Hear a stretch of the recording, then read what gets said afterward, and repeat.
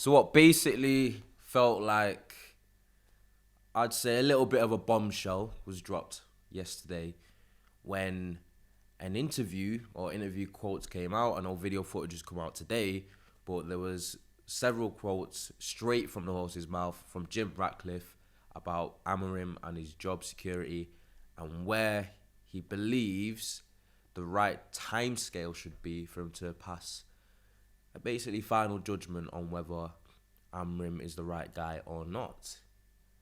And it did send Twitter, it sent social media, it sent online into a little bit of a frenzy because it did come out as a little bit of a bold statement to make, and it was one that a lot of people found unexpected, including myself, and whether you agree or you don't.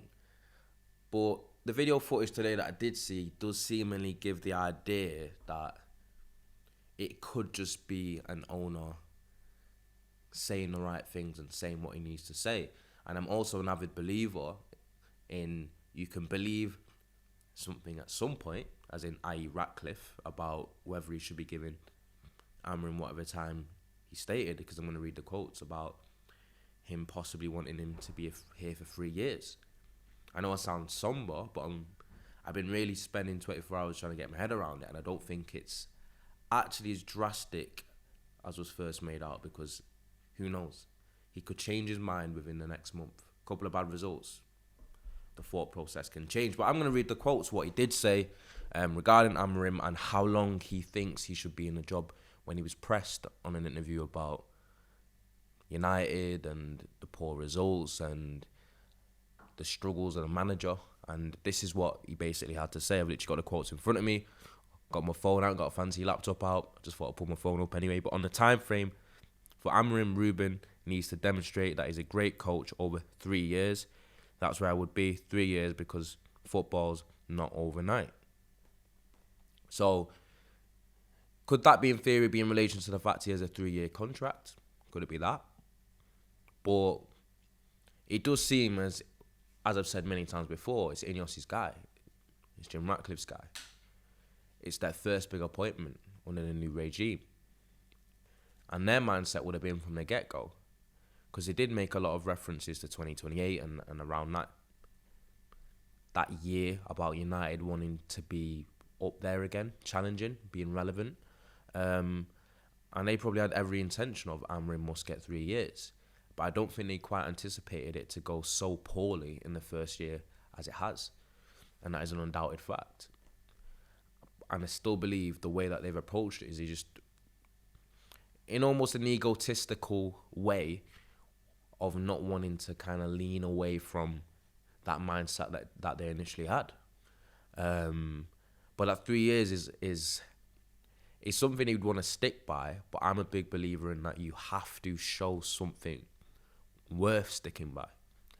And that is where the phrasing and the comments kind of dampened me a little bit. And it's not me outright coming out and saying, axe Amourim. It's just that I've got to a point now where I feel like I've got enough of a sample size to look at Amourim's football, to look at the squad composition and be like, I don't think his ceiling's very high in terms of how far he can take United competing. And I think that's how you should be judging the coach. And that's the thing. And especially when you're looking prospectively and looking into the future, you should be saying, not will this manager scrape us the Europa League or finish 7th or 8th place. At best, you should be looking at thinking, can you imagine Manchester United challenging for the Champions League and the title under this manager? And from what I've seen, I do not believe that. Could I be proven wrong? Who knows? But I severely doubt it. Just the only way that I could see that occurring is if he does change things within his game model. He does make tweaks. And he kind of almost finds a way to get certain profiles of player that always have value in terms of technical players and not just runners, all basically singing from the same hymn sheet. But he also then has to believe in himself, because that is another thing that's changed. The scrutiny's got to him, the pressure's got to him, as the Manchester United job has got to many. And for the first couple months of the season, I feel like I've seen a man shriveling under the pressure. And I feel like he believes in himself. It's only a matter of time. And my biggest issue is when managers have their jobs basically under pressure and it's not very secure, could they then compromise on their ideas like Ten Hag did for short-term success? And you could argue and saying, well, you're saying that he's not going to change and he's not going to adjust. So if he adjusts for short-term gain, and why he's still moaning? It's got to be contextual basically within the adjustment. It's got to be like within his ideas and his principles, but he's tweaked little things to kind of optimize Manchester United and the players. Not just go in to a little bit of a, what would you call it?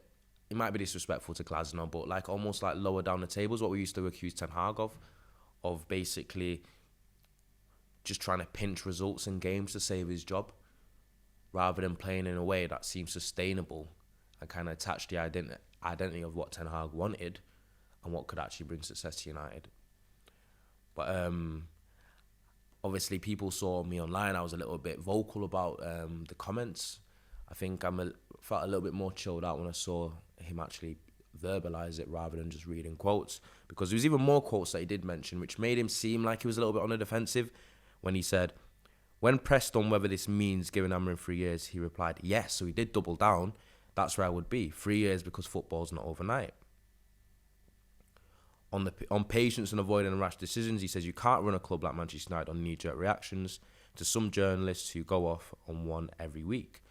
That is something that we do agree with as United fans. We do say the media does have a different microscope on Manchester United than many others, and that comes with being the biggest football club in the country. But I feel like they do sway on the negativity, and there's been a lot of it to serve up in the last 10 years. So we've given them enough ammo. But it does show that he does see online, he does see the reactions, he does see the comments. And part of me thinks, is he just sitting there now like, or he almost like wants to stick it to the naysayers, so he's just going to be stubborn and stick by Amourim anyway? Could it be that? Because there's no way if he's a United fan he could be seeing what he's seeing currently at the club and being satisfied with that. But as you may say, they might have more information than I do. They definitely will. They'll probably be in constant dialogue with Amourim.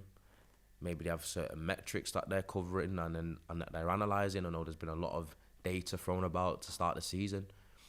Some of it conflicting, some of it looking positive, apart from the actual wins and losses. Even though we have won 3 of the 7 games, and then people are almost rejoicing for that, because that's where the standards have fallen. But to me, I can't imagine the club being in a good way in 3 years, if I'm honest, if Ruben Amorim's the manager, if he doesn't change. And he just said from day one that he will not. So I think we're just basically driving 30 mile an hour on a motorway to nowhere. And that's how it feels like. And I know you're saying chopping and changing managers and United needs stability, and there's obviously this romanticising of how Fergie was here for 30 years, which isn't the way modern football has gone. But for me, I need to see quite a lot more to get back on side. Because I'm desperate for this club to be good again. I'm desperate for this club to be challenging and winning again. You could call that instant gratification. It won't be instant. I've been crying alongside all of yous as we've been failing for years. None of this gratification would be instant. Because you also did say we're results driven at the end of the day, but we have to be patient. We have to see through the results. I think there's a lot of good things at Manchester United. We have to be patient, and we have a long-term plan. It isn't a light switch. That's fair. But blind faith and hope is what could get Manchester United in a lot of trouble. And how we quantify success as well. I think this squad that we currently have, the standard of the Premier League this season, and the fact that United have 1 game a week, there is no reason why we shouldn't finish any worse than 6th place. And that's me almost being kind. Not kind in terms of kind and optimistic about where United should put. I think kind and almost in expectations forward in an Amourim on his team. I think there's no reason why we shouldn't. But under this manager, from what I've seen in the 12 years, I almost can't see it.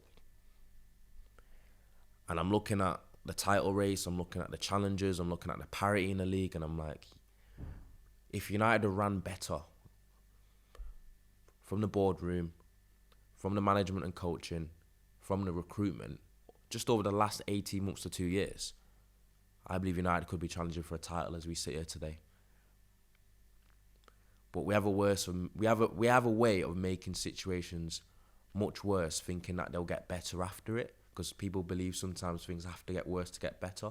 Yes, but United will have a funny way of making things worse and then just making them worse again. And then if things do get better after they get worse, it's that whole adage of taking 4 steps forward and just taking 6 steps back after. But I've got my fingers crossed, prayers at night.